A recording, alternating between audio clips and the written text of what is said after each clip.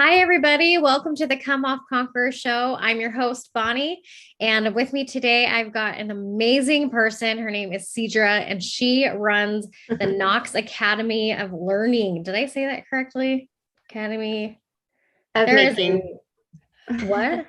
We just call it Knox Academy. It's fine. Okay, because there's like a second part to that. The Yes. Knox Academy. And I met Sidra, I started following her a couple years ago. Um, More like stalking her and watching all her videos and paying attention to everything she had to say because she is one smart cookie. I was starting my Mm. homeschooling journey with my kids and feeling very inadequate. And Sidra was my best cheerleader. She helped me feel really comfortable and like Mm. I was the best teacher for my kids, even if I wasn't a perfect teacher. It's just true. That's why it was easy. So Well, thank she's you. amazing. Sidra, let me give a little bit of her bio and then we'll jump into Sure. our topic. So Sidra and her husband, Scott, they were pretty fed up with the way things were going in the school system. And so they turned to homeschooling and only to end up frustrated again. They eventually, through trial and error, and a lot of research, found some incredible solutions for not only teaching their own kids, but they turned that experience into an amazing private school, Knox Academy, which my kids attended and loved. So now, together with the aid of some amazing teachers and staff, they help hundreds of other children and their own kids and lots of parents. That turned into coaching and creating this really cool program and support system to help parents overcome their fears and all their questions and help them really create the kind of homeschool and learning environment that parents really want for their kids, whether that looks like a traditional public school or non-traditional. I mean, there is a wide gamut of learning options here, and they really just want to help you and your children thrive in their education journey. I like what she says here in her bio. You could spend years researching what real learning is that develops a love of learning looks like, or you can lean on your own experience so you can transform your home learning to be more effective in healing for your child today. Yeah. Now, Come Off Conquer is all about healing, right? All about our healing journey and creating healing from trauma and stuff like that. So, why did I bring on a school education expert, right? Why would we do that? Well, it's because education can create trauma all on its own. There's take just bullying and mean teachers and having to keep up with the grades and pass these standardized tests to man, I don't want to read in front of people. There's Yep. all of the learning disabilities, right? There is a lot that Yep. goes into education. And it's a little bit of a taboo subject sometimes. But we're going to break through that and not Yep. worry. And I realize we may say some things today that you don't agree with, and that might be a little controversial. And Yep. that's okay. We can have Yep. differences of opinions. And I just can't wait to hear. She's got some really great ideas of how to heal that trauma, Yep. create a Yeah. positive experience. So thank you for being here. Yes, I'm so happy to be here. Thanks for having me. This is fun. We have a lot of things in common. And so I'm excited to just kind of break down those barriers, like you said, and just kind of pick this apart. Like you said, education trauma really isn't talked about much. But as we start to pick it apart, you might actually be triggered. I've done this course with people before, and they realize, actually, I never realized some of these things I'm doing as an adult is because some of those experiences I had as a child. And so you might not realize, oh, I didn't realize that's why I get anxiety when I'm being timed to read, or if I'm getting anxiety for reading out loud, or lots of other triggers, like things that we just say that we don't even realize and think through why we're saying them. Like, I am not good at, I'm not good at math. I'm not good at doing this. Some of those are some of those closed mindset things that happen because we had to put up barriers to protect ourselves emotionally because they're triggers for us because something traumatic happened. So that's what we're going to kind of pick apart today. Awesome. You guys ready to jump in? Let's do it. Yay.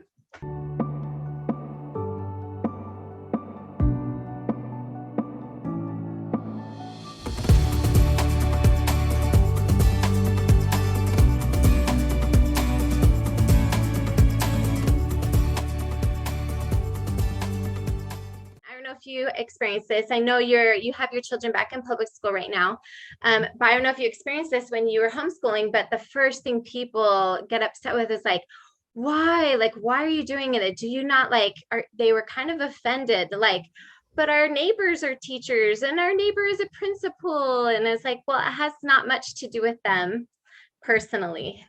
Has everything to do with my children, has everything to do with the system. But it was a trigger for people where they're personally offended that we are homeschooling. They were upset. And I was like, no, I kind of didn't want people upset. to know I was homeschooling because I didn't realize how offended people were going to be when I told them I homeschooled. They're like, was public school not good enough for you? Like, well, no, that has nothing to do with it. Like, can't I just decide that I want to do things differently? Do I have to be like everyone else? Yeah. It's amazing to me how it's the reaction I got. Absolutely. And it's because it's such a pervasive part of our culture. It's been around for so long. You can't pick up a children's book without there being a school bus or a teacher, or it's just is part of our culture. And so you trying to pull away is really uncomfortable for people. But that was the very reason we wanted to do it for our children, was that because it is such a strong system, it also tells us who we are. And that's where some of that trauma comes in, is it tells us what our gifts are. It tells us what we're good at.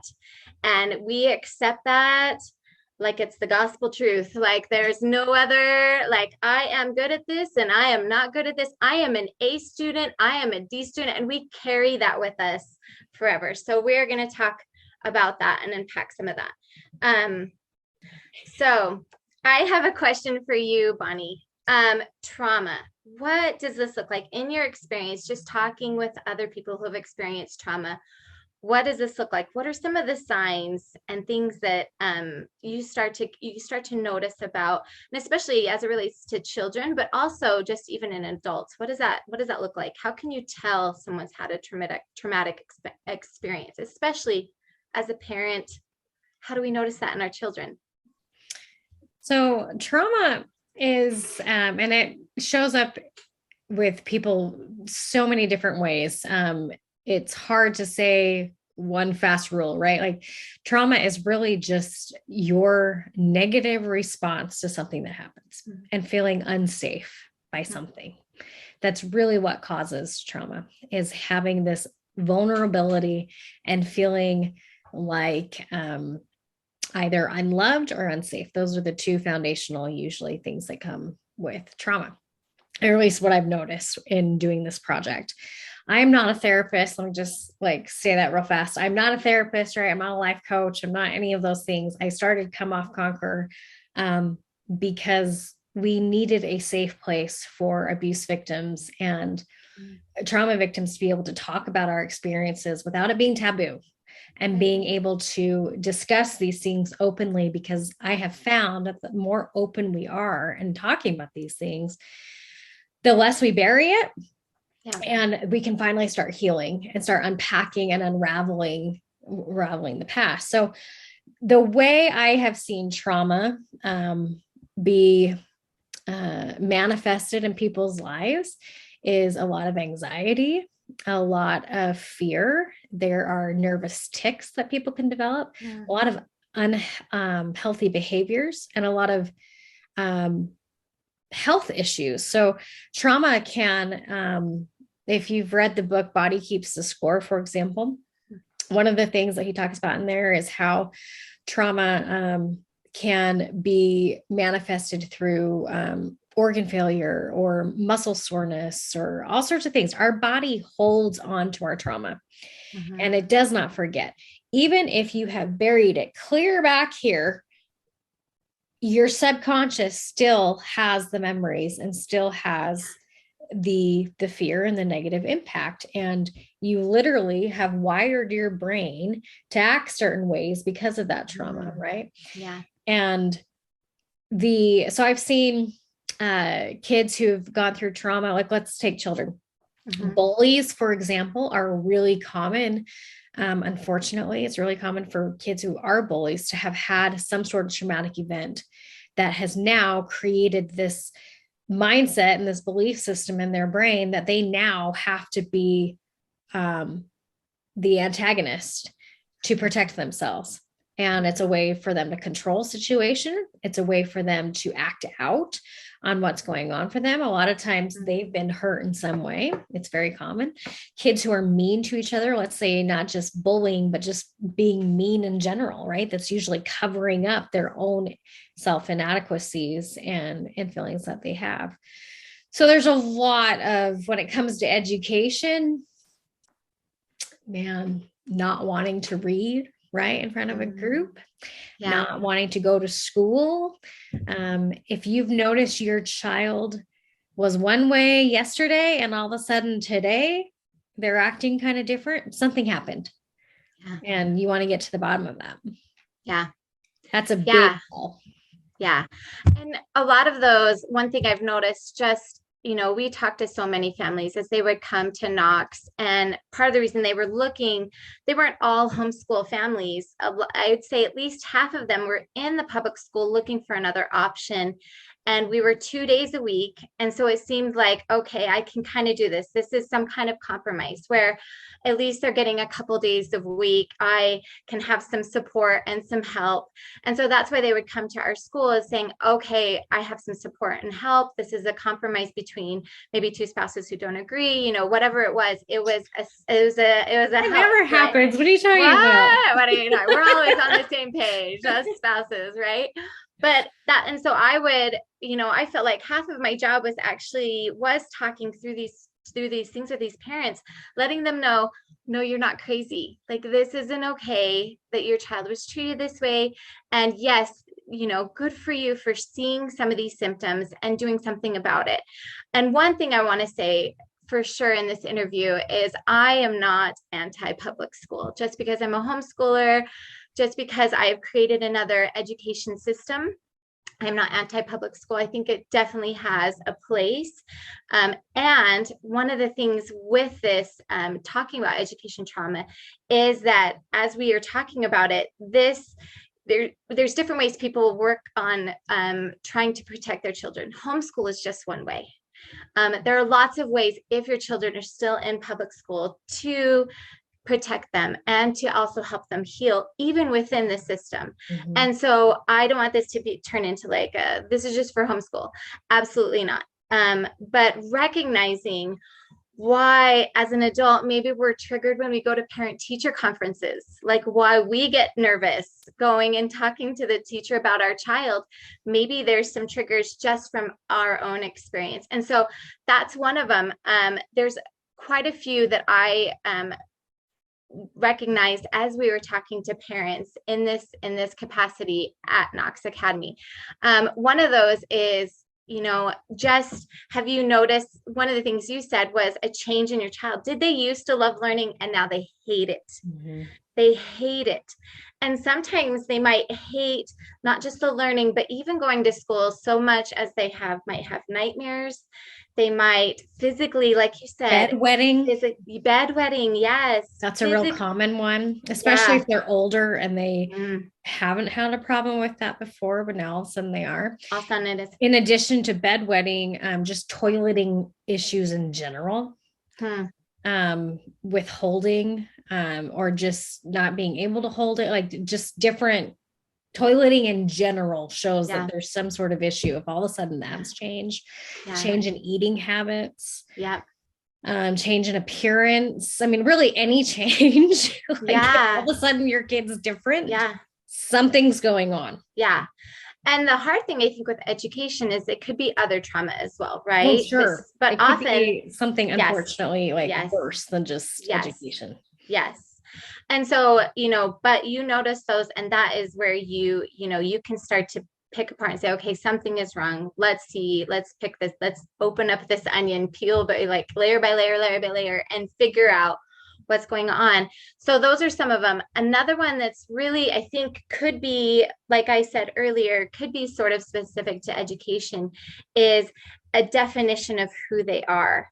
Like, and so with that could be a massive loss of confidence.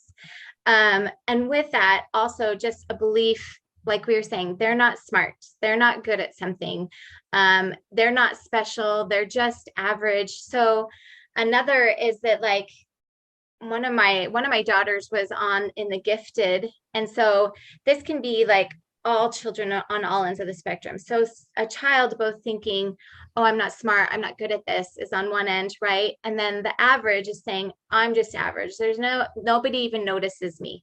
It's been proven, most of the time for a teacher is spent with the oldest kid, the like kids who are the most advanced and the kids who are struggling. Those ones in the middle get lost, they fall through the cracks. And so all those children could be feeling, there's nothing special about me, I'm just average, they don't even notice me, they don't even see me, there's nothing special about me. And then on the gifted end, like one that I wasn't even concerned about until I had actually started homeschooling, was she labeled herself that way too, whereas she was just good at this and there was so much more to her, and she had to unpack that as well, that there was so much more than just an A, or defining herself by her grades, or being a people pleaser. There were a lot of things that like were coming from that end as well, from education, being told that's who she was. How do you, as a parent, then, we're experiencing this in our own house. My son is so smart, Mhm. and it's hard to ignore that. I mean, he was reading at age 3, like Yeah. excelling and exceeding. Like we were doing my daughter's kindergarten classes together, and he would sit in on those and he knew all the answers, and she's Yeah. sitting there going, well, I must be really stupid. And she Yes. decided that she was dumb. Yeah. And I would tell her all the time, you are not dumb. You are smart. You have Yeah. other talents too. And I'm going, I know you're not supposed to compare. So how do I tell her, like, you're really good at building friends? Axel can't make a friend for his life, like to save his life. Like he really struggles there. Yes. Like he is so intelligent, but not socially intelligent. And she's so socially intelligent. So I'm like, battling. This is one of the things Cedra and I have talked about, and she has tried to coach me through. And I still, through my thick skull, struggle with this very thing, because it is and it's progressed. Like I've tried really hard to not say, you're smart, Axel. You're socially smart. We see, like I'm trying not to use those labels, but they're labeling themselves. They can feel it. They can see it. Yes. So how do you combat that? That's a really good question. So one of the ways that I've noticed and that we've tried to do is just what you were saying, like try and recognize their own strengths when they start to compare their weaknesses to somebody else's strengths. But one way to do that is put it in the terms of, well, they have worked really hard at this. What if they haven't worked hard at it? It's true for a 3-year-old, but like also, no, that's true. It's a good point. I'm putting in the context a little bit as they get older and stuff. And there's like even more of that comparison where it's like they really start to dig into those labels. That's one way to do it. But one with that, I like how you said, but you have many gifts too. You are also good at this, and just really focusing on their strengths. But yes, I love the trying to avoid the labels of you are a good artist, you are, because those can be really harmful and put them in a small box. And also the comparison with siblings can be hurtful, where it's like, oh, I can't be an artist because she's the artist, or I can't be that good drives me nuts. Yes. Yeah. And so one thing, that's one way I say, we're like, well, they have worked really hard of that. But another is to, focus on, you know what? Yeah, she is good at that. She's worked really hard at it. But you also have these other strengths. And if you work that hard at it, you could also be that good at it. And so just talking about it in terms of Well, I always use this example of the artist because that's one that's always comes up in our home. But she has put a lot of time into it, and if you put time into it, you could be that good at it too. But why haven't you? One of those is that you're just not as interested because you love your Legos more. Could be maybe an example where it's like you love your Legos and you love building and you spend hours on that and you've become really good at it because you spend a lot of hours. And she is working on this and that's helping her become good at that. And so just recognize and try and put it more in terms of like, well, it's time and it's energy and it's your interest. Do And you that's think why.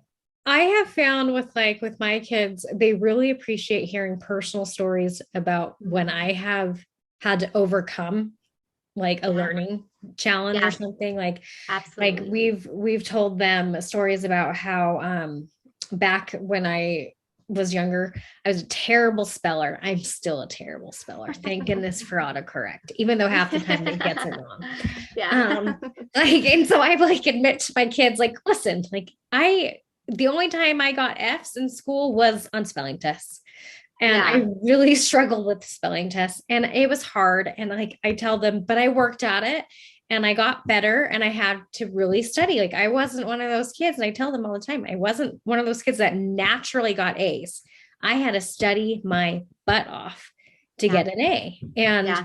it wasn't a natural thing for me. Yeah. And my husband, on the other hand, he's more like my son, where he reads it once and it's stuck in there forever. I'm like, I hate you. That's so not fair. But we have other talents and strengths and trying to Yes. tell, like relate to them, like, listen, because I think kids naturally put parents up on a pedestal, right? Mm-hmm. Like they want to be like you and they see you as a successful human being, Yes. especially if you are a Yes. successful human being in whatever way they think is success, right? So they think, well, if mom or dad can do this, okay, so can I. And then I tell them, this is how we do it. This is how, like, are you willing to put in the effort to get better? Like my daughter finally, she really struggled with reading, really, really, really. And I finally just had to have kind of a chat with her. I'm like, do you want to be good at reading? Yeah. Do you want this? And she's like, well, yeah, I don't want to be the dumb kid all the time. And I'm like, well, then we need to work on it. Yeah. Like It's this is time. harder for you, and it's okay to accept that this is hard for you. Mm-hmm. It doesn't mean that you're not a good person. Doesn't mean Yeah. that you're not fun. Doesn't mean that you're not a great kid. It doesn't mean any of those things. It just means that this is hard. Yeah. And if it's hard, then that means we've got to find ways to help you grow and to make it easier. And Yeah. I had to finally admit that I was not the right person to teach her reading. Mm-hmm. Yeah. Bottom line, like it was Yeah. not working for Yeah. whatever reason. She and I were not gelling, so we got a reading Yes. teacher. And Yes. you know No, what? that's great. She's doing great. Doing Bravo. awesome. And this is a total aside, but that's one of the things, the best roles is switching from you're the teacher as a homeschooler, like that you have to be the teacher too. You're more of a curator and you're more like bringing in resources for them. And so you don't have to be everything. But And that's you just helped me kind of, learn that. You helped me yes, learn I didn't have to yeah. be everything for You school. don't have to be like everything. Like in this more modern age where there's so many resources, you just have to help them find the resources. And that's actually your job. But I also love how you talk about just modeling how to overcome some of those things. And that's a big one, even with like, and relating to them as well. Like, well, when I struggled and then modeling to them how you overcame was one of my thoughts. Another one that you talked about was just one thing that's really hard that can be kind of traumatic for kids in the school system is there's a certain amount of skills that are valued and the rest aren't. Yep. And so if they're not, amazing at math or amazing at reading, and it's like all those other ones don't matter when in the real world, that is just not the case. The Dibbles Shout out. test? That's, I mean, we're not talking about the Dibbles test or anything, are we? That only gauges Yes. reading and math. That's Yes. it. Yes. Yes. Forget if the And kid's so, naturally like a scientist or a historian or like art. yes. Those Yes. things An don't matter. innovator. Like, and that's what some of the best, like the greatest people who've gone on to great successes are those ones who like failed like actually in school. They had to drop out because they were out of the box. They were dreaming, they were thinking of other things. And shout out to all those who were like me, who got bad marks on their report card because I talked too much, which Me when too. I was when That's I probably was why we're talk show hosts. right like ends up becoming useful later, but like every one of my like parent teacher conferences was like, well, she's a good student, but she talks too much. And it's like, so if those things are the things that like, if you don't fit into those little boxes of you're good at math, you're good at, language arts, if you are like an innovator, if you are a dreamer, if you are a problem solver, those aren't given grades. Right. And so those aren't valued. And so you do start to feel like, oh, well, then if I'm not good at these couple things they say matter, then and that's where some of those start to come in. Those other talent strengths, those don't matter anymore. Like the only ones that matter are those things that can be put on a report card, that can be graded, that can be sorted, that can be, Dibbles tests, state tests, No Child Left Behind, all those that are like mark, mark, mark, mark, mark. That's actually what the public school is doing. They aren't helping find some of those other things. So then you at home can be the center of that, of saying, well, just because you're not good at this doesn't mean you have all these other gifts. But then another thing I love that you did was that is also teaching that flexible mindset, where it's like, just because you don't have it now doesn't mean that's who you are and that's what you're going to be forever. Having that flexible mindset of, I haven't gotten it yet, like, but that I can learn, or a child can learn, and that they can develop that, and that just because it didn't come easy to them doesn't mean they won't be good at it. Right. Like that they won't be good at that they won't be, and that they're also not good at other things too. And so just really focusing on that as their parent can create that safe place where it's like, look, I know who you are. You're at home. This is just one tiny piece of you. Like there are so many other pieces of you. This is what matters at school, but this is what matters at home. This is what matters to your parents. This is what you have, all these other gifts. I noticed how you treat our neighbor children. I noticed how you treat your siblings. I noticed that you created this new thing. I noticed this artwork that you did. All these things that aren't on a like public school grades sheet, where it's like, those are actually valuable skills that will serve you as an adult. So helping them realize those are valuable, even if they aren't on that like report card. What you're talking about is being their biggest cheerleader, and doing that is what takes your kid from being in a at risk category to now being in becoming the hero of their own story, right? And like, you being their biggest cheerleader and being a support system is what will insulate and protect your children from becoming one of these at-risk kids. It's interesting that I've been doing a lot of work on this project to help prevent child abuse. And one of the things I've been learning is what is a vulnerable child? And a vulnerable child, because predators go after vulnerable kids.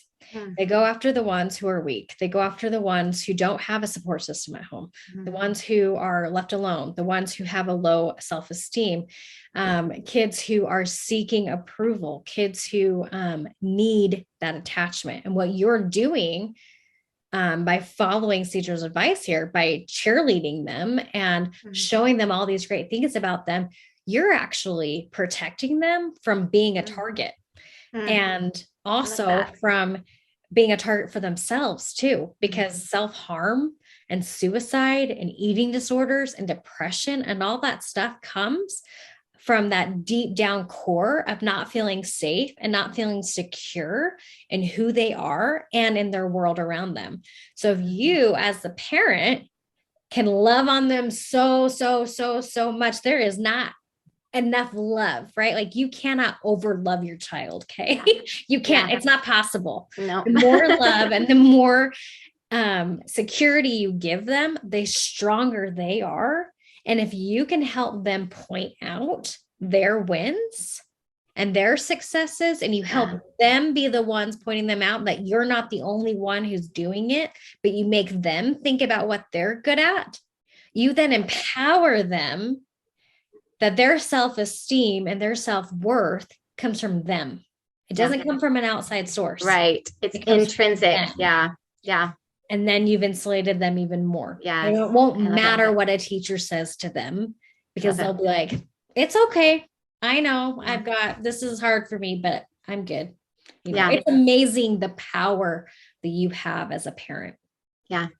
And that's what, like, a lot of just case studies with children who have received, like, have had experienced some kind of education trauma. It's been shown that if they just have one adult, and so that adult can be their parent.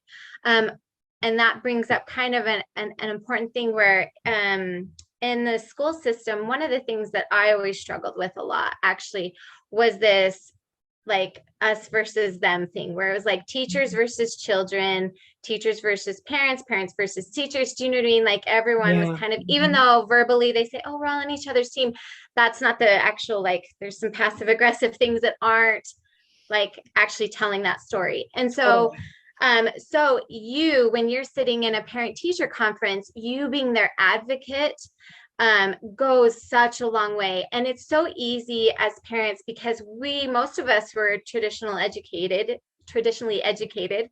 And so it's so easy for us to be like, yeah, teacher, tell me what I need to do for my child. And when the teacher says, oh, this child, I don't believe that they did this work, or, like whatever might happen in that meeting, if you automatically, as their parent, automatically just go straight to the teacher's side, you are getting rid of that like safety barrier that you were just talking about. Whereas like, without being like, oh, the teacher's a bad guy, but like trying to dig a little bit deeper and know your child and be like, okay, what really happened here? And turning to the child and having them explain as well what's going on, and letting them like explain and show, and like you showing that you're their advocate first can be massive to insulate against the education trauma. And then also just one thing I've noticed is like most teachers who are good teachers actually appreciate that as well. It's the ones who are like struggling a little bit, who maybe don't have their own trauma that they're dealing with. Yeah. And that's what I saw with a lot of my children's teachers, whereas, it was just the system that was bearing down on them. Mm-hmm. And then they put that on the child.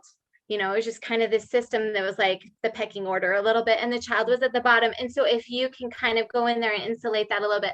I mean, I remember one sitting down, and asking, it was something probably like the Dibble score, where I had one child who scored and one teacher said, oh, she's just barely off. It's no big deal. It can be like, the plus minus error of like just taking a test, it doesn't really matter.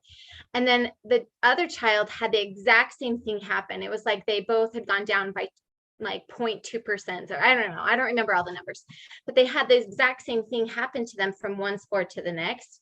And one teacher said, oh, it's no big deal. The other teacher was like, we need to like intervene. There's something wrong, and I was like, and so that other teacher, I saw her after, and I was like, but really, can't this just be like an error from like the day that she took the test? She was tired or whatever. And after I said that, the teacher's like, oh yeah, I guess. But before that, it was like intervention and like something's wrong with your child. Why aren't you reading? Why isn't she reading? It was like, so being that advocate with your child and just like digging a little bit deeper, like, really, is this a big deal? Like with the teacher, like, oh, we read, she's fine. Like, I know she's doing okay. And so you being that advocate can be massive for your child to insulate them as well. So piggybacking off of that, you made me think of when I put my kids back into public school. Like life got crazy and I had to do it. I didn't want to, and I still am not thrilled about the fact that I'm a little bit happier that they're going to a charter school that I like this year, and I feel better about the situation because of this. But the charter school was full. They couldn't get in. Anyway, long story short, went to public school. Well, they did the double. They got into, they started the week Dibbles testing was happening. And I was like, dang it. I wish I had missed that, because I won't get into it, but I don't believe in it. I think it's BS. And, there's lots of reasons there. I'm with you. But, and I think most homeschooling families are, but anyway, their Dibble score came back so low. Like, so it wasn't, I don't even think they registered on Hmm. the scores. Okay. Mhm. And the teacher at our parent teacher conference said, this is where she was in kindergarten. Then you homeschooled, and this is where she is now. Mm. She dropped all this far. And she's like, it's a good thing you put her back. And Yeah. I about reached through, like reached over Yeah. the table and punched her because Yeah. you don't know my child. You don't know me. You have no idea what was going on inside our home. And Yeah. so trauma, education trauma isn't just for Yes. your kid, it's you too, right? Like Yeah. the teacher can say something that can set you off. And Yeah. I had to sit there and go, okay, why am I so mad? Yeah. I have my own insecurities and my own Yes. feelings that I was a terrible parent and a terrible teacher Mm. anyway. And here she is confirming that. And I had to remind myself, no, what we were doing for the last year and a half was figuring out my daughter's diagnoses, getting her Mhm. to love education, getting Yay. her and I to bond. We were Yes. focusing on Oh, so totally different important. things. Yeah. I slowed reading and writing way down because for lots of different reasons, without getting into my whole story here, like it was needed. And I did Mhm. what I felt in my heart was the best for my children.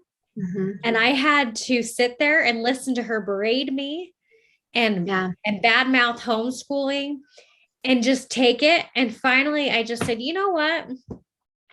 I appreciate your opinion. I'm sure, you've been an educator for a really long time, but you need to understand, like, I'm not upset by these scores. And I'm pretty sure she peed her pants Yeah. at Yeah. that statement. I'm like, I'm not Yes. upset. I'm not shocked by it either. Yes. I don't agree with the Dibbles testing. It doesn't tell you what kind of person she is. It doesn't tell you all these other things. I guarantee if you were to quiz her on the Civil War and Martin Luther King and all these other things, life events, and who is our current president and what does that mean, and like Kamala Yes. Harris and all this stuff, like she would blow your mind. I'm like, the Yeah. Dibbles test is one itty bitty thing. Yes. And I'm like, so I Yeah. don't care, is Yeah. basically what I said. And I'm pretty sure she was like, Yeah.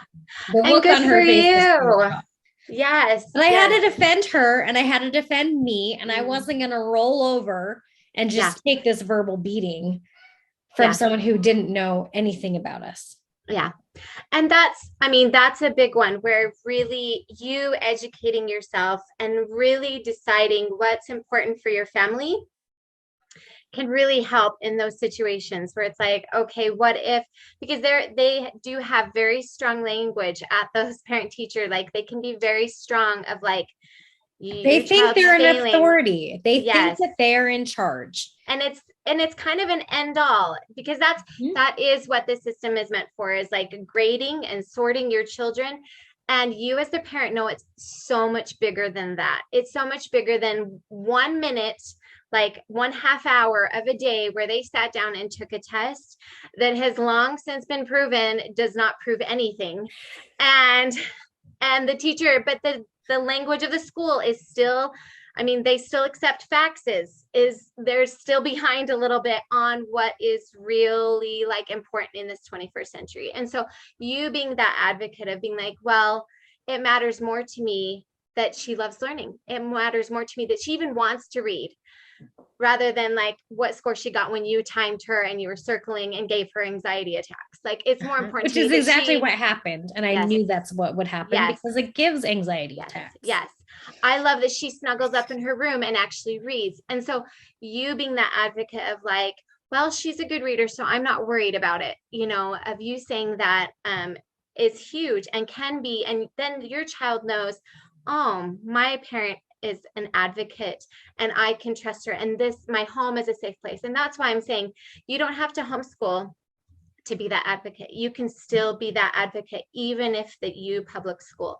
You can be that person who says, no, you are so much more than this. You're not broken. You're not less than because you're in a group number 3 for reading. And I don't care if you got an S for talking too much in class. Like, yeah, that's going to be a gift At least you have someday. friends. At the end of the day, what do you want for your kids, right? Like, I remember you giving me the advice. I think it was you, maybe it was Marcy. Marcy's the director of Knox now. She, for those of you who don't know, but one of you said basically, what do you want for your kids? Like, what is your end goal here? And what is your vision for your education, and what do you want for your kids? And my answer is still, I want my kids to be nice, well-functioning human beings. I don't care if they understand calculus. Unless, of course, they decide that they want to be a mathematician or an engineer and they need calculus, then it matters, right? But at the end of the day, I want them to be happy, well-functioning members of society who contribute and who are kind to other people. And that is the type of little human that I am raising. We focused on lots of service projects. We focused on understanding history and culture. And so once I got clear on what I wanted for them, I then mapped out, well, what's it going to take for them to be this type of person? And to do these things? If that's what really matters to me, then how do I get them there? And those are the things that we focus on. So now that they're in public school and I don't really have control over what they learn during the day, I have to now, after school and before school, make sure that they're still heading that direction and that they're not losing sight of the goal by getting lost in the weeds of all this other stuff. I love that. We always start with that. That's why we started Knox. We're like, we don't care about all the stuff in the middle. We care about the end. And right now we don't know that certain things are getting them there. So we wanted to start at the end goal and work back from there, rather than like, what do we like their scope and sequence? What are they supposed to learn right now? And it's like, we want to start with like, what's the end goal for sure. I love that. So one of the there was a man who he grew up in a rough neighborhood. He was orphaned. He was being raised by an older sibling. And he ended up in juvenile hall, all kinds of rough life story. But it was in one of those juvenile detention centers. It was one adult who had high love, but then also high expectations, showed him you could do something more and be something more. And this man ended up going on to become a principal of a high school in another inner city high school. And one of the things he says that I love, he says, adults create these awful chaotic environments for kids in which they can't be successful. Then they blame the kids for messing up. And I love that, because sometimes we think, oh, this is supposed to be a safe space for our kids. And really, that's not actually the goal of traditional school. And so realizing that you need to be that person and you need to be the safe environment that like encourages success, that shows them what success is, because the traditional school, and just realizing that the traditional school is meant for just grading and sorting your children. It's not meant for necessarily building them up. It's supposed to teach them certain skills. And not all of those are even on the map of what is really going to end up being necessarily maybe important to them as they become adults. But then you providing that at home and just realizing that's what school is. It's not the end all. It's just, and in fact, it can be this chaotic environment where it doesn't necessarily lead to success. And in fact, then like gets upset with the kids when they aren't successful, when their scores aren't where they're supposed to be and stuff. And so just realizing that is a big one for you as for parents, so that you can be that kind of environment at home that's safe, secure, stress-free, and you can be the one who says, this is what, like you said, what really matters. And that can be a massive thing for them to help them just to heal and to safeguard them from future trauma. I think the bottom line there is engage. be engaged. I remember Yeah. I have lots of friends who are teachers, and they definitely took it personally when I was homeschooling. And I know they're Yeah. not going to like some of the things I've said today. And I'm Yeah. sorry, I did not mean to offend you. Okay. I can have my, I really did not mean, don't, because I think teachers work hard. They do. They spend a lot of their own money. They're spending Yes, tons of time in the absolutely. classroom. They're trying their It's hardest. A exhausting. lot of Yes, them are trying really hard to make their kids feel loved absolutely. because they Yeah. don't have a parent at home who's doing that for them. I know friends who have bought kids in their school clothes and Mm-hmm. shoes, and Yep. they stay after school, just be like longer working at Crazy after school, hours for low because pay. they know that this kid doesn't have a safe place to go home. And so they want that child to be able to stay and work on their homework in a safe place and get it done. Like, so one of the big things I've learned from them is a parent who's engaged in the education, who comes to parent teacher conference, who goes to parent meetings, PTO, who volunteers at the school when they can, who talks to the kids about their homework, who talks to the kids about what they're learning in the classroom. The parent who's engaged is the parent that ensures that their kid not only gets good grades, if that's important to you, not only gets good grades, but that kid doesn't have the same amount of trauma from the classroom, right? Absolutely. Bullies aren't as big of a deal. The teacher getting upset with them isn't as big of a deal. It's the parent who knows what's going on and who's involved as much as they can be. Even a working parent can be involved. You don't have to volunteer at the school. Yeah. Excuse me. Yeah. So that you can be aware, just knowing, and so you can be aware so that you can see when those changes happen, when there might be a bully involved, when, they're starting to like maybe have those like, I am dumb, I am not good at, that you can intervene. You Yeah. have power as a parent in the school system. You don't have to roll over and play dead. You can say something when something's not right. You can speak up. You can talk to the teacher. There's a way to do it where you can be nice, right? Not make the teacher hate you and then make your child's life a living hell. Like you can be tactful about things, but you have power. They are not the only ones with the authority. Yeah. You can be involved. My sister-in-law just ran for school board here in Utah, in Weber County. And it was her first year running, and she didn't make it, but she learned a lot. And she learned a lot about the ugly truths of what's really going on in the school system. I won't get into that. But one of the biggest things that she learned and that she's passed on to me is how important it is for a parent to be involved and to not put blinders on when it comes to the school system, to watch and to be engaged with your kid and to talk to your kid every single day about what's going on in school. Yeah. Because the truth is, like you said, like I have many teacher friends. I love teachers. They're the hardest working. And like you said, the majority of them really go out of their way to like really love on those kids and really try to help them. But the reality is that they're in this big system where there's a lot of pressure on them to cross T's and dot I's. There's 30 children they have to keep track of. They just keep getting more and more things where they're like, okay, now you need to implement this in your classroom and implement this in the classroom and implement this. And very few of them are focused on your child and your specific child's needs.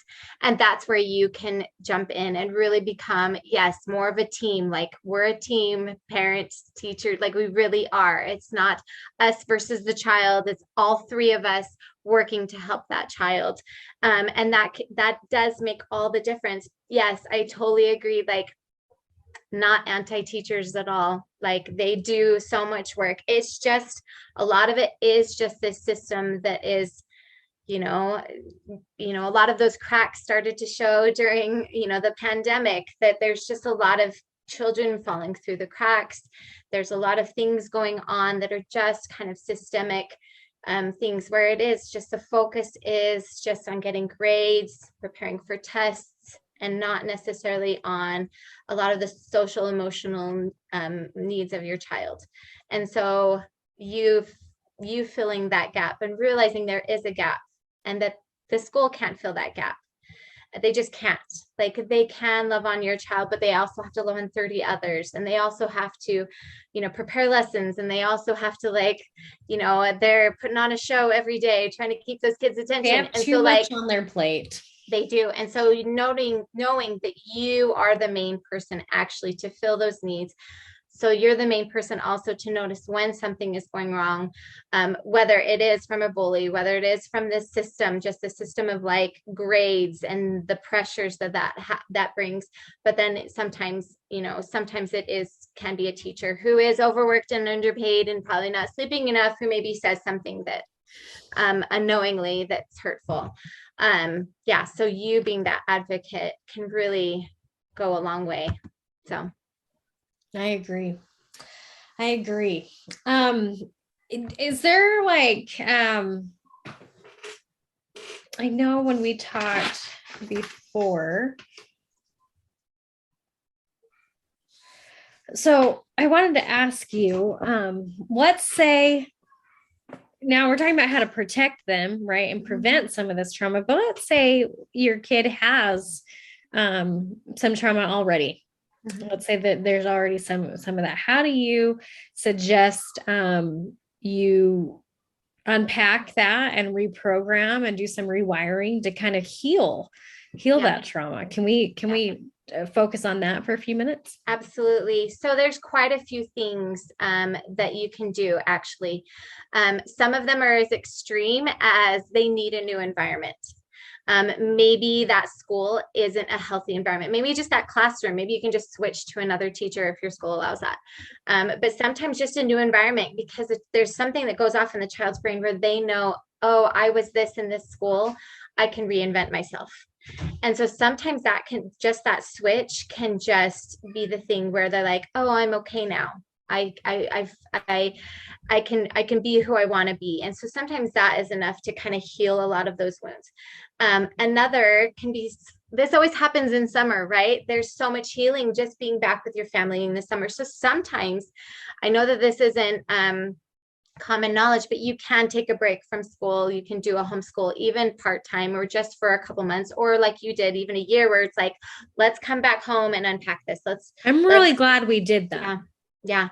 I'm so glad you did. Family. Yeah. It's it can be so healing. So just that new environment and, on the extreme coming home, but it can just be switching to a new school. There's a lot of other things.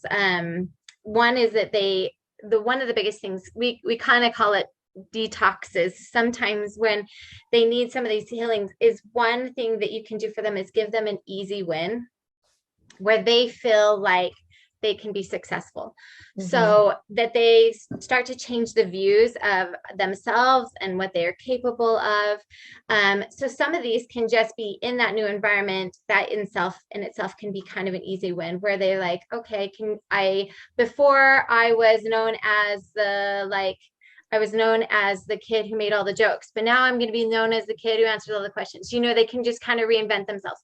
But one of the things that we do, like even in homeschool, or you can do even after school, like you were saying, to keep them on that track you're hoping that they stay on, is just play with them, read with them, like play games. Like if they're struggling with math, there's a lot of fun math games, and you can do some of those at home. And if it's in a game format, the child won't think that they're actually doing math, but they'll start to you'll notice that they actually in that format can be successful. And so them seeing themselves successful in playing Monopoly and like being able to count out change, or playing with their learning and feeling successful, can help them to start to build their confidence. Same thing with like just reading at home casually, any book that they want, starting to help them feel like, oh, I can be successful. Switching things up just at home. Nature is another one, just getting them out in nature.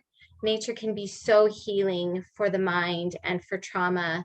Just getting out. You talked about service. Service is a massive one. Just getting them outside of their little, these are hard for me, starting to notice other people and that they can help somebody is so empowering and so healing. engaging in work that they actually like. So if your child really loves like music, for example, that is not in school. Like maybe if they're in part of the band or something like that as they get older. But if they love music, let them engage, really engage in something that they love. This is why so many parents do so many after school activities. These actually can be very healing. Like, oh, maybe today was a bad day with math, but gosh, I scored a goal in soccer, or I like learned a new piece on my violin. And that can be really empowering. Like, well, maybe I'm not good at that, but I am good at this. And so engaging in something that they love. One of my daughters loves cooking. And so we put her in a cooking class, and that just builds her confidence where she's like, I'm so good at this. Plus, secret, there's like math and all kinds of fun stuff in cooking too. So it's building some of those academic skills as well. So that's another one. One thing that we love is, practicing that growth mindset, both you, but then with them. So a growth mindset is, that belief that, even though I'm not good at something now, I can be good at it. And so practicing, like when they say, I'm not good at math, it's like trying to unpack that with them, like, well, you're not good at this problem right now yet, but we put work in it and stuff, you can get there. And Mm-hmm. helping them switch that language that they use, because they're just public school, there are definitives that kids start to use where it's like, I'm not good at that. I am in the third reading group. I'm not good I'm at just the science. dumb jock, and I'm I'm just just the going to dumb. lean into Yes. that. Yes. Yeah. And I had a friend growing up, just speaking of that, and she was a D student and I was an A. And I personally, it's not like when we would do our homework together, it was like, wow, I really have to pull her along. Like, I felt like we were equal. It was just maybe she had test anxiety or whatever it might be, but she's just struggled a little bit long. Like maybe it took her longer to get concepts, but she got them. And so I didn't really see, as her friend, I really honestly didn't see any difference. But she had absorbed that long ago that college wasn't for her. She was just gonna, not like this is bad, but like she felt like there was nothing for her but to get married after after high school, and that was what she was gonna do, which ended up being really great and really successful. And she had a great marriage. And Still she's does. happy. So I And guess it she's worked out. happy. But She's happy, but I just remember like as we were in high school and she was starting to say like maybe she could have or would have done even more, even if she got married still, but Mhm. she would have felt confident to do other things. Like she would have noticed she's amazing with animals. Like maybe she could have become a veterinarian, or, like there were just a lot of gifts that she had that just didn't work, that weren't shown on paper, but really like I couldn't tell the difference between her and I, even with like the grading anyway. And so just helping them have that growth mindset of like, I'm not there yet, so that they don't say, this is who I am in second grade and I'm never going to ever pick up a book. You know what I mean? Like they Mhm. decide so young. It's just, that's one of the things that was so hard for me, where I'm like, you're in second grade. Like you can't be saying who you are. And anyway, and that's something that just happens in that setting. So helping them practice that growth mindset of, let's keep working on it, you'll get it. And helping them, yeah, see their, like we had talked about earlier, helping them see their strengths. And and some of those things that are actually called weaknesses or even deficits or are labeled naughty, like we were talking about for the example of talking in school, there are ones that are a lot more serious, even just where teachers might say, oh, they have a hard time focusing. And it's like, that's because they're not focusing on what you're focusing on. They're thinking of other things because they're a dreamer, because they're thinking bigger. And so those things that are like, oh, this is naughty, they're not focusing on my topic, like like turning that to a strength where it's like, actually, it's because you're hyper focused on your like this project you're working on at home. But again, it's not something that was necessarily valued or what the exact lesson the teacher was working on that day. I They have a were funny still, story about that. yeah, go ahead. My mom in high school, my dog has just opened my door and come Oh yeah. say hi, by the way, in case you're wondering what I'm doing over here. My mom got called into a parent teacher conference for English, and was this AP English or honors? I don't remember. It was one of the honors classes. And she said to, it was a big deal for me to have to be in honors classes because my sister was super smart and she was in like honors everything. And I wanted to prove that I was just as smart as my sister. And so I was in this class, and the teacher says to my mom, she's doing good, like grade wise. She's doing okay. Her writing kind of struggles like here, but she's good at comprehension. Like she's kind of going through these things. And then she said, and then like a week later, she gets called again for another parent teacher conference. My mom's like, what the heck? And she says to my mom, your daughter talks too much and I need you to do something about this. And my mom says, it's just because you're boring. Wow, your mom. Thanks, Mom. Wow. And so she's like, it's just because you're boring. And she's just entertaining the class. Like if you were more interesting, she wouldn't need to entertain the class or something sassy like that. I can't believe my mom said that. So rude. Don't be that parent. Don't be that parent. Because then the teacher from that on, like day on, it was like so hard to be in that class. I bet it made a hard atmosphere. Oh man. And there went my writing skills, like everything. I struggled even more. Yes. Like, no, like I'm supposed to be like doing good in this class because I want to go to AP. And then anyway, it was like, yes. It's kind of amazing now, like looking back, the things that mattered to me so much back then, really at the end of the day, they have no consequence or no bearing on my life now. Like, who cares if I was in calculus and could do the derivative of whatever? Like, I can't even tell you what a derivative is anymore. Yeah. Like it doesn't matter. Yeah. One of the things I'd like to say on helping unpack some of them. Yeah. To piggyback on what you were saying. I really love the power of yet. I think that's really, really helpful, not just for our kids, but for us. Just the power of yet in general is amazing for people. But one of the things that my family uses and we implemented a while ago is something called a winning wall. And my friend started this. She has a winning journal. Her daughter was really struggling in school. She's a junior high, and her self-esteem was terrible. She was just tons of depression. She just was really, really struggling. She has a little bit of a deformity that, I guess if I can use that word, I'm not really sure what to call it. Anyway, I don't know if that was PC. Sorry if it was. Anyway, it causes like her to be very self-conscious, and they decided to start writing her wins, like 20 wins a day. And what ended up happening for her daughter was she went from being very self-conscious to being feeling so empowered and feeling like she was a winner, that she started making more friends. Her grades started improving.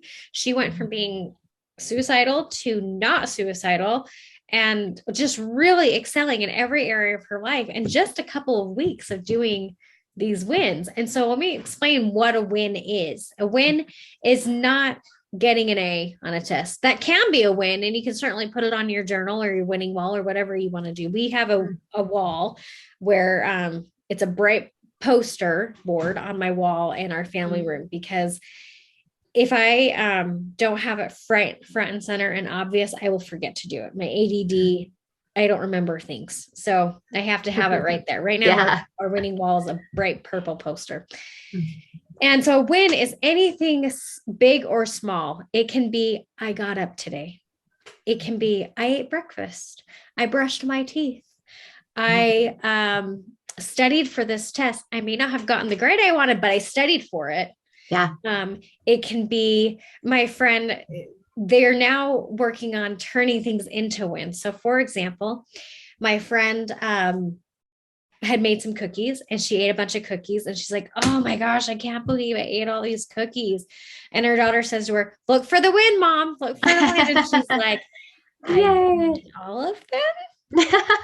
And they're I like, didn't eat the whole yay, you get to batch. eat all of the cookies. That is a win. And I love Love how it. she turned that around. Love it. But ever since we implemented this idea with our family, you know what's happened? Hmm. My kids, I've struggled with how do I instill confidence in my kids who feel dumb, right? Like how do I help them? Well, using the winning wall has helped point out like and reinforce behaviors I want to see in them, eating their vegetables, reading their Yes. books, doing their homework, things like that, right? Like I call those wins. Then also making them point out what their wins are has Yeah. given them the self-confidence and help them feel empowered that they are the masters of their own fate. They can also point out wins of their siblings. Like it's my Love favorite. it. It warms my heart when they'll like Uh-huh. Sophie was potty training and they would all be like, Sophie went to the bathroom by herself, mom. Like that's Okay. good. And we're all cheering, we're all Yes. high-fiving. Yeah. And we made a reward at the end of the poster when it's all full. We go and do whatever activity is that the kids wanted to do. Go to Lagoon, go to Classic Fun Center, whatever it is. We made a Love it. family bonding experience. And it has been a game changer for my family, for my friends' family, for everybody I know who's implemented this tool and this trick in their family. It's been amazing. It's been I love so it. bonding and so healing and just an incredible experience. Two other things. You talked about games and doing games. Mhm. And my kids, that was like the only way they learned. We couldn't do worksheets to save our life. We were using The Good and the Beautiful, and it's a gorgeous book and it has beautiful stories, but they were bored out of their minds. Yeah. I turned everything into a game, and all of a sudden they loved it and they were Yeah. having fun. And And it makes sense to them. yeah, Suddenly well, it's like and in context and they're having fun with it. And they're naturally that's the goal. competitive, right? Mhm. Naturally competitive. They naturally like to play games anyway. Like it's a fun bonding time. Like it's Yeah. just it's a great and game therapy is a real thing. So Mhm. getting kids to let's take away from doing math games or doing things, but just doing games in general as a bonding Mhm. experience for you and Yeah. your children. It's an opportunity for conversations to come up organically, right, while you're chatting. It's a way for you to create memories, because then when you're later talking about things, you can be like, remember when we played this game and whatever. Like it's just a good Yeah. experience. Yeah.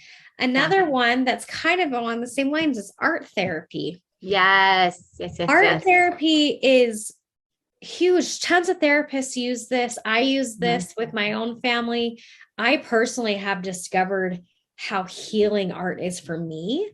I have discovered that I love watercolors and I love Mhm. acrylic painting. I have Yeah. so much fun, and there's something about that rhythmic movement and Yes. why dancing and music is huge, because of that rhythm. It's that getting Mm. lost in that movement. And it's very organizing to the brain. So an occupational Yes. therapist talks about organizing the brain when you're stressed out. And Mhm. one of the ways to do that is through Art. art Yeah. and exercise and things like that. It Mhm. resets the brain. Yeah. Love it. Um, so those are my Yes. suggestions to add on to what No, your absolutely. I really mean, awesome list. the arts are amazing. I mean, it's on my list as well. I just had to shorten it. But yes, no, I love it for the same reason. Like, and all the arts, like you said, like even if it's not that artistic, like you said, it's that same rhythm, and it's like it is just changing up the brain a little bit. That really is healing. Like drama That's, therapy, that's another one. That's yeah. a form of And art. that's why I brought up Huge. nature too, is just getting out in something beautiful, fresh air, just touching the dirt, like exercise. Like there's just so many things with nature therapy too. Yeah, but I love that art one. Thank you for adding that to the list. That was good.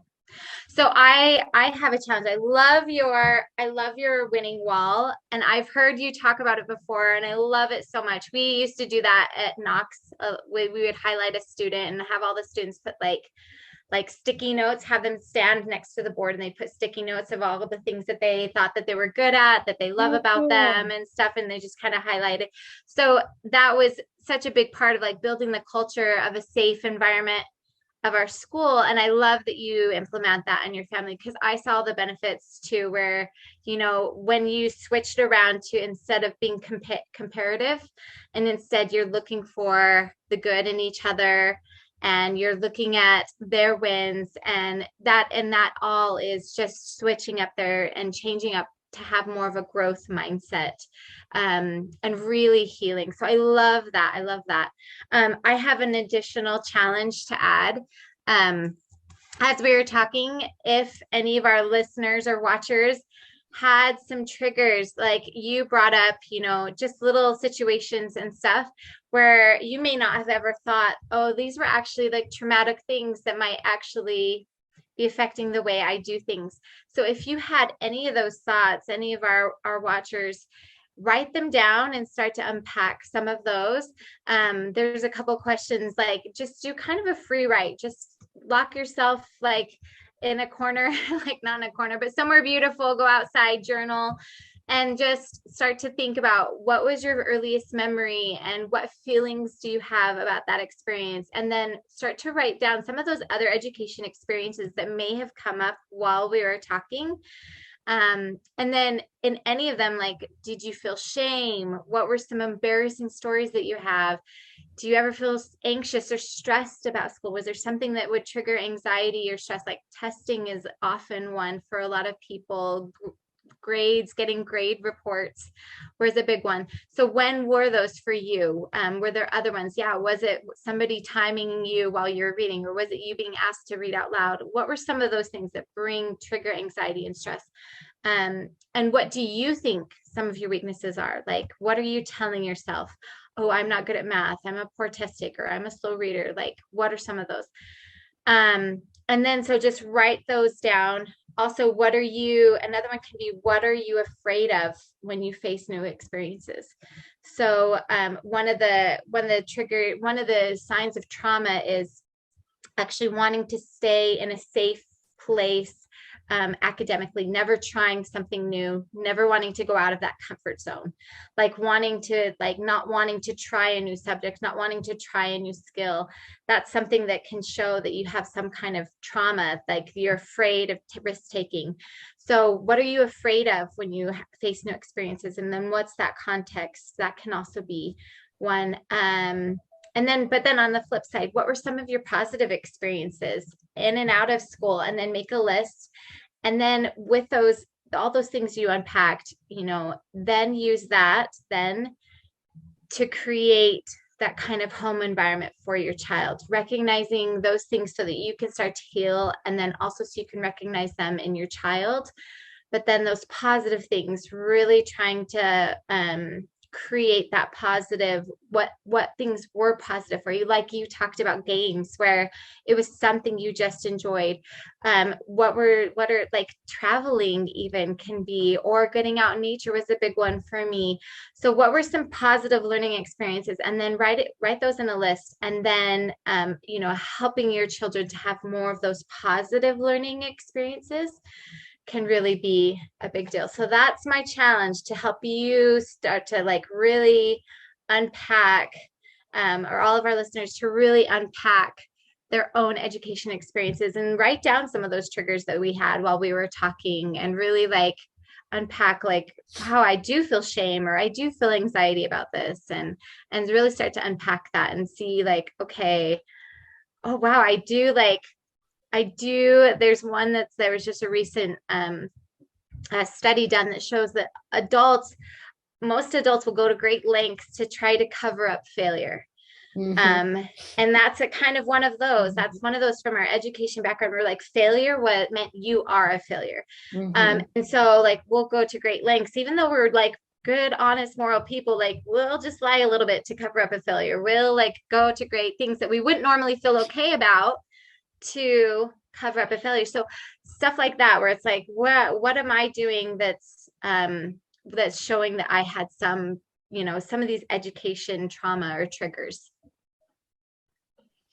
That's awesome. I think this is great advice, and I'm so grateful that you're willing to do this show with me. And yes, we're doing this as a joint show together for her channel and for mine. And I hope it was helpful. I'd love to hear your comments, and please join the conversation. If you'd like to join our support group link will be in the bottom. It's on Facebook. It's called Come Off Conquer Support Group, and just at the YouTube channel.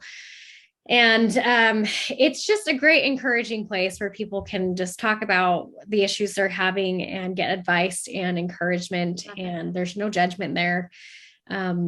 There's a lot of people like you who are experiencing the same sort of things, who are just trying to recover and heal and follow their journey healing. So please like the video, please share, please turn on your notifications. All those things help us build the channels. We're not trying to become famous, crazy, millionaires off of this. This is a labor of love. We're trying to spread the joy and the mission and help people feel heard and feel loved. And what's interesting, by you sharing and liking, that actually tells YouTube that our content is worthwhile.